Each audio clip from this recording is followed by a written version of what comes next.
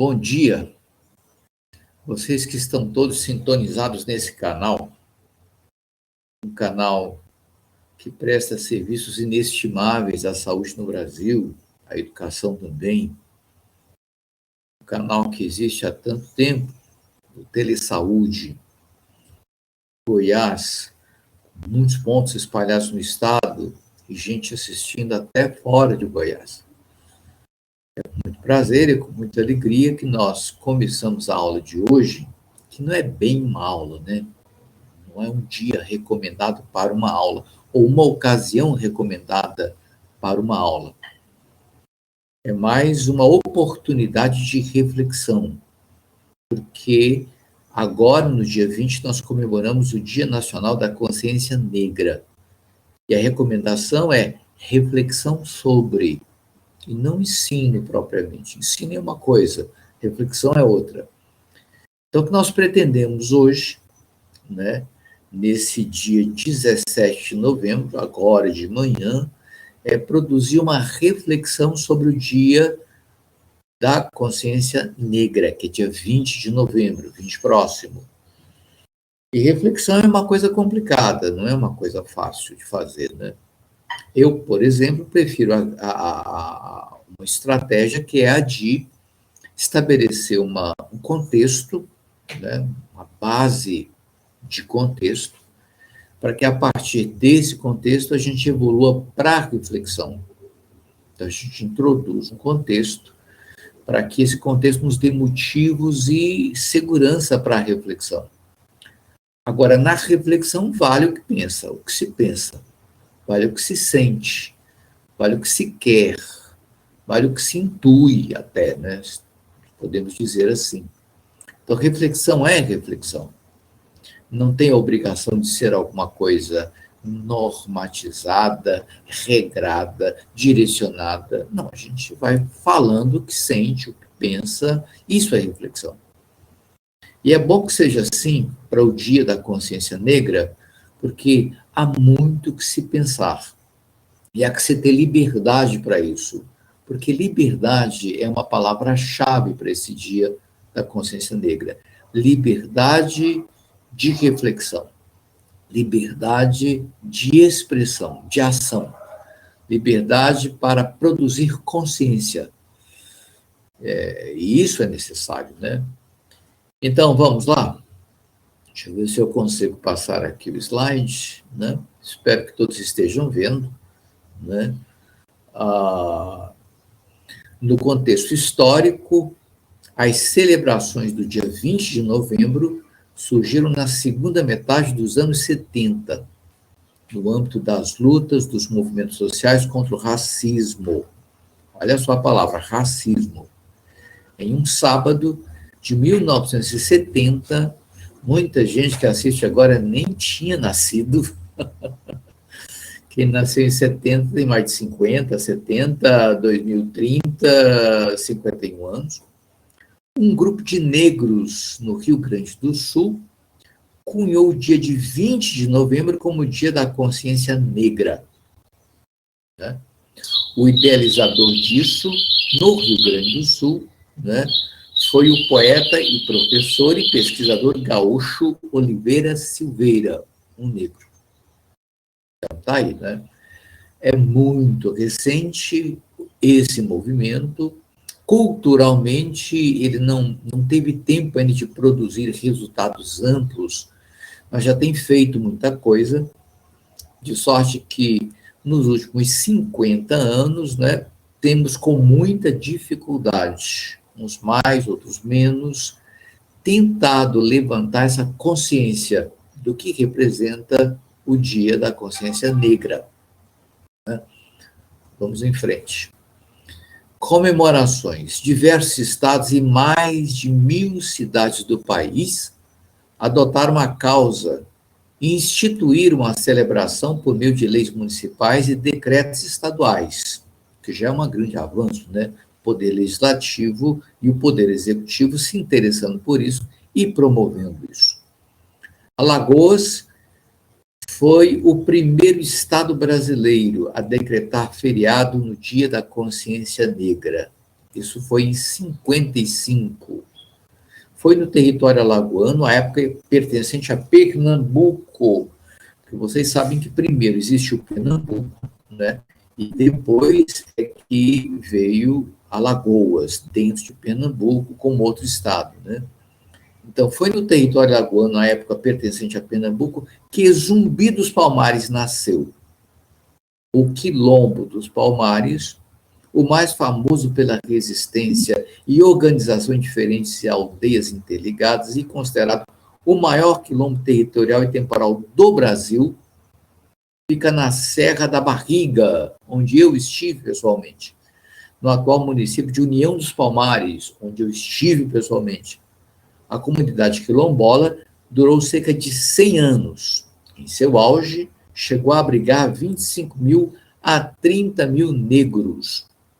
Importante desse quilombo foi a inteligência de Zumbi, foi a inteligência dos líderes no sentido de organizarem uma defesa quase intransponível. Com muito trabalho pessoal, né, o governo da época acabou por entrar no quilombo, destruí-lo, matar muita gente. Mas depois de 100 anos, muito trabalho. No seu auge, como diz o texto aqui, cerca de 30.000 negros estavam abrigados ali de quê? Né? Da escravidão vigente na época. Essa escravidão todos sabem o que representa, mas que é sempre bom dar uma olhada na história para ver que não foi simplesmente a escravidão, como a gente registra na história mundial, na história universal, né?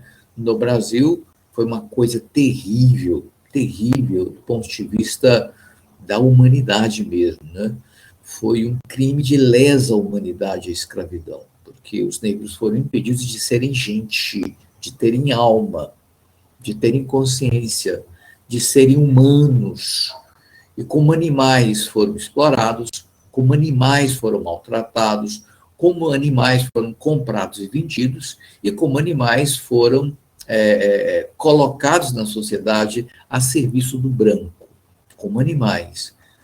O pior é que essa condição de animalidade, né, continuou história fora até hoje, produzindo na população negra uma consciência de inferioridade, de autoestima baixíssima, de impotência de luta pelos seus direitos, porque hoje os negros têm direitos como qualquer um, né, são cidadãos plenos, de pleno direito, mas existe na população negra brasileira uma espécie de marca, de mágoa, de ressentimento, uma espécie de marca da linguagem, na cultura, uma espécie de marca de inferiorização, o que é terrível. Eu estive com vários negros mundo afora, inclusive quando eles estiveram aqui comigo numa manifestação interessante do Rio de Janeiro, os negros de África, e eram diferentes, né? Eles tinham uma postura diferente, uma consciência diferente, uma luta diferente, uma linguagem diferente dos nossos aqui, de tão terrível, de tão estranha e de tão maligna e estigmatizante que foi a escravidão no Brasil, né? É interessante vocês verem na Biblioteca do Congresso Nacional uma série de vídeos que dizem da história do Brasil vista do ponto de vista dos estrangeiros e como eles registram até horrorizados a maneira como negros e pardos eram tratados no Brasil e como a sociedade branca, entre aspas, convivia com esses nossos irmãos, né? Por aí. De sorte que esse é um pouco do contexto. Agora, tem uma lei federal, né? Segundo a historiadora da Fundação Cultural Palmares, que está nas mãos de quem não deve, Marta Rosa Queiroz, aliás, desculpem, a data é uma forma encontrada pela população negra para homenagear o líder da época dos quilombos, fortalecendo assim mitos e referências históricas da cultura e trajetória negra no Brasil, e também reforçando as lideranças atuais. É o dia de lembrar o triste assassinato de Zumbi, que é considerado herói nacional por lei, e de combate ao racismo, afirma a Lei Federal número 12.519, de 2011, que institui o 20 de novembro como Dia Nacional da Consciência Negra. A adoção dos feriados fica por conta das leis municipais. Diversas atividades são realizadas na semana de data, como cursos, seminários, oficinas, audiências públicas e tradicionais passeatas. Isso é o que acontece. Atividades. Se, por um lado, temos motivos para comemorar o Dia Nacional da Consciência Negra, por outro, temos motivos para discutir o racismo e promover a ideia de integração igual da população negra na sociedade, lutando contra a exclusão e a desigualdade social. Nesse sentido, as ações promovidas no dia 20 de novembro não devem ser de comemoração, mas de consciência e reflexão. Por isso que não é bem uma aula do tipo um programa que visa lembrar. Não, a gente quer uma oportunidade para discutir essa questão. E esse canal, nesse momento e nesse contexto, vai discutir isso através da minha fala e de quem participar. Eu espero que participem, porque são bem-vindos e necessários que participem. Eu convido todos que estão assistindo esse momento de reflexão que também participem, porque reflexão só não é bem reflexão, né? É bom que todos também reflitam em conjunto para que nós tenhamos um juízo melhor do tema em discussão, né? Então, vamos discutir desigualdade, vamos discutir racismo, discriminação e exclusão. Na desigualdade, nós podemos começar dizendo que, não é, nós somos pessoas desiguais por natureza, porque somos todos singulares, diferentes um do outro, mas nós não somos desiguais perante a lei, não somos desiguais perante a nossa consciência, não somos desiguais perante direitos, não somos desiguais perante aquilo que nos faz gente.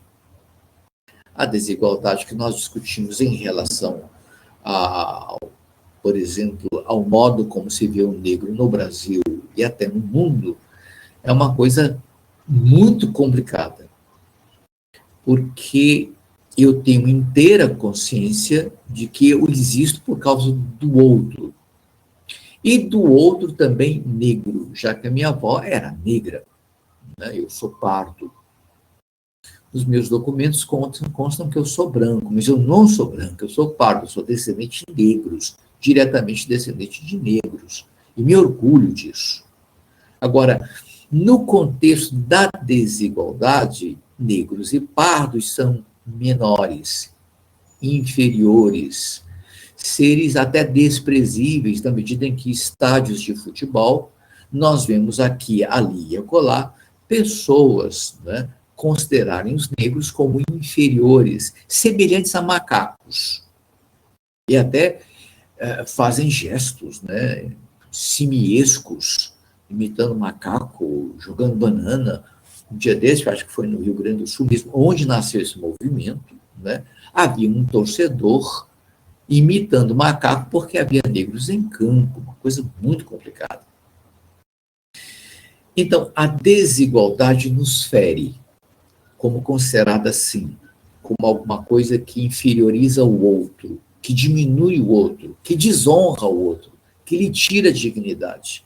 Isso é crime, e crime bárbaro, e crime feio. Mas na história do preconceito geral, né, isso tem sido tão natural quanto era natural para os nazistas matarem judeus. Um dia desse eu estava lendo um livro sobre cartas de nazistas às suas famílias, quando estavam nos campos de guerra, e eram cartas carinhosas, plenas de ternura, educadas, civilizadas, etc, etc, etc. Então surgiu a pergunta: por que esses homens assim, tão educados, tão ternos, tão meigos, com as suas famílias, esposa e filhos, eram tão bárbaros e cruéis e monstruosamente tratando os judeus e outros? Por quê? Né? Aí nós chegamos à conclusão que era uma condição histórica de preconceito. O preconceito torna o outro não gente, não pessoa, não humano. E isso dá a quem, né, sofre, carrega o preconceito, o direito, entre aspas, de inferiorizar o outro, sendo inclusive, podendo ser inclusive autor da sua morte, da sua extinção. Tal é a competência do preconceito. Autorizar alguém dito civilizado a extinguir o outro porque é inferior e, como inferior, deve ser eliminado para que os restantes não sejam prejudicados pela inferioridade daquele que não é tanto, que é tão pouco que não é nada. Dizendo assim em termos. De sorte que essa desigualdade proveniente do preconceito não é criminosa apenas porque ofende, porque magoa, apenas porque trata mal, apenas porque desrespeita. É um crime e é uma monstruosidade porque mata, elimina, extingue, faz desaparecer aquele que é inferiorizado. Ele não tem direito à sua vida. Não tem direito àquilo que ele tem de mais caro, que é a sua existência. Isso é o que o preconceito faz. Portanto, é um crime bárbaro, terrível, que deve ser combatido, percebido, eliminado, identificado e resistido. Albert Camus tem um livro, acho que é A Peste, o livro do Camus, em que ele diz assim: eu resisto e nós existimos. Vou repetir a frase do Camus. Eu resisto e nós existimos. Não dá para existir com o preconceito solto, desabrido, permitido, não censurado. Só podemos existir se o preconceito é eliminado, se o preconceito é cortado, resistido. Eu resisto ao preconceito e nós, os vítimas de preconceito, existimos. Né? Então, a desigualdade proveniente do preconceito é criminosa em todos os sentidos, muito semelhante ao nazismo na sua violência e na sua intenção de eliminação de todos que não eram arianos e nazistas. Né? Racismo. Eu não gosto muito de que se diga, que se fale essa palavra racismo. Ela é meio confusa. Ela cria uma espécie de nó cego, de duplo vínculo, como discute a literatura. Né? Não gosto de racismo. Afinal de contas, há várias raças no mundo, e essas raças todas, elas se misturam, elas trocam genes, elas, né, interagem umas com as outras, culturalmente, inclusive, geneticamente, principalmente, e o resultado é o fortalecimento da humanidade, é o fortalecimento das sociedades, dos indivíduos, da cultura, de sorte que deve haver uma troca cultural, genética, em todos os sentidos entre as raças, para que nós, como humanidade, sejamos melhores. Então, racismo fica meio confuso, mas eu entendo racismo como alguma coisa particularmente voltada para aquele que sofre preconceito. Né? Por exemplo, quando alguém visitando, por exemplo, os quilombos, as comunidades quilombolas, dizendo melhor, as comunidades quilombolas de Goiás ou de outro estado, não olham e não consideram os negros que ali habitam como seus iguais, né? É meio complicado isso. Não é só racismo, é ver o diferente pela cor da pele como alguém com o qual ele não se identifica. Muito complicado isso. Não se identificar com o outro por causa da cor da pele. A pele determinando a não identificação com esse outro. Sendo que, em termos de psicologia, de psicanálise, de ciências humanas em geral, nós nos constituímos como somos a partir do outro. Quer dizer que a cor da pele do outro, de outra raça, vai nos impedir de uma identificação? Vai nos impedir e vai nos fazer lutar contra a identificação desse que tem a pele, por exemplo, escura? Muito complicado isso, muito. Afinal de contas, né, a nossa herança, né, como afrodescendentes é uma herança imorredora, impagável, riquíssima, inesquecível, importantíssima. Ai, dessa terra não fosse a mistura de raças e não fosse a presença do negro. Ai dessa terra. Então, nós não podemos, de maneira nenhuma, né, ver isso com olhos de compreensão. Não, somos assim. Isso é próprio da terra, não é próprio coisa nenhuma. Isso é um absurdo, né? Se eu for usar a palavra racismo nessa concepção que eu estou dizendo aqui, como cor da pele de alguém com quem eu não me identifico, isso é um absurdo total. Absurdo total. Né? Nós somos negros em nossas raízes. Nós somos negros em nossos costumes. Nós somos negros em nossos valores. E o que não for isso, por causa do preconceito, é um grande, terrível, absurdo e equívoco. É uma sociedade equivocada. Discriminação é outra coisa complicada, né, que nós devemos refletir muito. Não só em relação aos negros no Brasil, mas em relação a outras coisas. Por exemplo, há muito pouco tempo, quando não havia ainda a lei do divórcio, e os casais se separavam, né? E os filhos do casal e a própria mulher que ficava do desquite era discriminada. Uma senhora me procurou e me disse que ela era separada há muito tempo, mas tinha lembranças terríveis, porque assim que ela se desquitou do seu marido, ela morava num apartamento, num conjunto de apartamentos ali no centro de Goiânia. E assim que saiu o desquite dela, o senhorio, o dono dos apartamentos, a procurou e disse: a senhora, como mulher desquitada, não pode ficar aqui, porque os outros vizinhos desse prédio, os outros habitantes dos apartamentos não aceitam mulher desquitada aqui. E ela teve que sair, porque não havia lei para protegê-la, não havia direitos seus garantidos nesse sentido de proteção. Então ela saiu envergonhada, desonrada, aniquilada, prejudicada. Ir com os filhos para onde?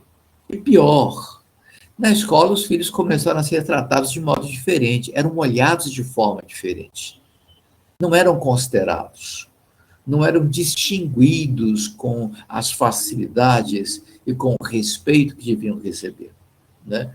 Pelo contrário, foram muito perseguidos. Ela foi me dizer dos seus filhos como eram as perseguições. E eu sabia disso também, porque meus pais se desquitaram mais ou menos na mesma época, e nós sofremos as mesmas discriminações. Ora, mas nós podemos falar de casais que se separam, até hoje se diz, né, são filhos de pais separados, por isso são atrasados na escola. São filhos de pais separados, por isso têm dificuldade de caráter. São filhos de pais separados, de um lar desconstruído, de um lar incompleto. Por isso são pessoas incompletas, são pessoas problemáticas.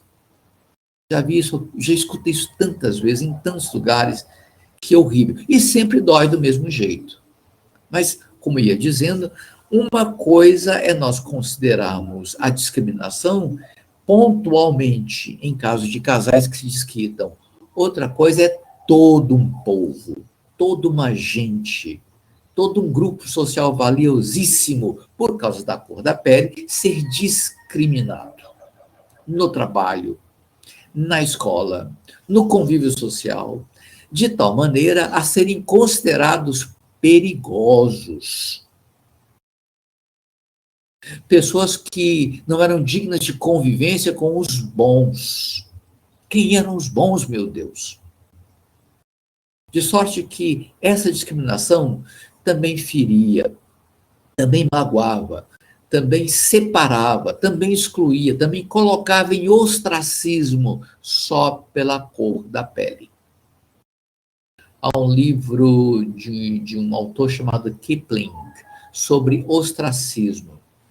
Ele fez uma pesquisa através de um método que ele criou, de jogos, né, de jogos. Ele fez uma pesquisa no mundo inteiro, e de tal maneira que quem participava do jogo sem saber, né, uma pessoa que a gente diz não maliciosa, né, uma pessoa ingênua, essa pessoa, quando sofria a discriminação, era tirada do jogo sem razão aparente, era simplesmente tirada, como se fosse discriminada. Então, o Kipling, com o questionário, levantava os sentimentos das pessoas discriminadas, das pessoas colocadas em ostracismo. E o Kipling diz que os relatos eram os mais dolorosos possíveis: solidão, rejeição, dor psíquica, adoecimentos, pessoas que ficavam desabilitadas para a convivência, para a vida sentimental, por exemplo. De sorte que o ostracismo, fruto da discriminação, é um mal terrível. O Kipling descreve como uma coisa monstruosa na pesquisa dele. De sorte que, sendo assim, se todo um povo, pela cor da pele, é discriminado, olha a dor desse povo. Olha a condição de ostracismo, de rejeição, de marginalização e de ferida aberta na alma desse povo. É difícil imaginar. Finalmente, né, na questão da exclusão, que é o ostracismo, mas a exclusão vai um pouco mais longe, porque a exclusão é irreversível. Uma pessoa, uma vez excluída, o sentimento permanece enquanto ela estiver viva. A sensação de exclusão é uma sensação de não existência. Você não tem direito à existência. Você não tem direito a compartilhar a sua existência com quem quer que seja, porque você não tem existência. Você socialmente está morto. Só pela cor da pele você está morto socialmente. É a morte social, a exclusão, né? A condenação sem volta.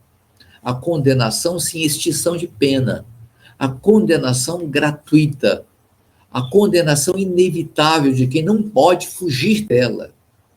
Muito complicado isso. De sorte que eu estou falando assim de maneira mais enfática, de maneira mais forte, de maneira mais indignada, para nós termos uma ideia do que isso é, em termos de ferida, em termos de desconstrução de uma civilização, em termos de chaga aberta no coração daqueles que se chamam pessoas, para que fique mais claro o quanto que isso é injusto e impróprio e complicado e alvo de todo tipo de resistência, aquela de Zumbi nos anos do século dele. Complicado isso. Então, sendo assim, é claro que esse dia 20 de novembro, a ser dia de movimentos, de passeatas, de encontros de reflexão, de protestos, né? Esse dia deve ser permanentemente levantado como bandeira e como razão para a indignação, para a resistência e principalmente para um chamado à civilização, para um chamado à liberdade, para um chamado à integração, para um chamado à existência, porque quem resiste, existe, diz o Albert Camus. Sendo assim, então, não há muito mais o que dizer, não é? Talvez algumas pessoas fiquem pensando se levantarem a sua voz numa certa instituição, que foi o meu caso em algumas instituições, se levantarem a sua voz em certas lideranças políticas, inclusive, se levantarem a sua voz em certas religiões, principalmente de brancos, né? Podem não ser ouvidos, podem ser mal interpretados e podem ser, de alguma maneira, também discriminados. Eu lhes digo que isso acontece com certeza. Quem levanta a voz e diz, e luta, e milita a favor, né, da vida contra a morte, porque é isso que nós estamos falando afinal, né, sempre vai ser marcado por aqueles que trazem nos seus genes, trazem na sua cultura e na sua consciência a marca terrível, terrível da rejeição. A marca terrível da exclusão, excluir o outro, rejeitar o outro, combater o outro, diminuir o outro, deixar o outro destituído do seu direito à vida e à convivência. Vai sofrer, sim, discriminação. Vai sofrer, sim, né, certos olhares de não faça isso, o que é isso? Não se arrisque tanto. Isso não tem tanto valor? Tem muito valor. E a luta vale a pena. A luta é para ser lutada. Como o jogo é para ser jogado, a luta é para ser lutada. A militância a favor, né, da valorização da vida, a valorização, né, da pele negra, que não é a pele mais barata do mercado, é a pele que nos constitui integralmente, né? A luta por isso vale a pena, em toda e qualquer circunstância. De sorte que vale aqui a reflexão, vale aqui essa palavra, vale aqui a nossa posição, vale aqui a nossa postura ética, a nossa postura legítima, a nossa postura interna e externa de protesto e de indignação contra toda e qualquer forma de desigualdade, de racismo, de discriminação e de exclusão do povo negro e do povo pardo, né? Vale a nossa palavra e o nosso protesto. Salve Zumbi, salve a pele negra, força, minha gente, força. Um abraço a todos e até uma outra vez.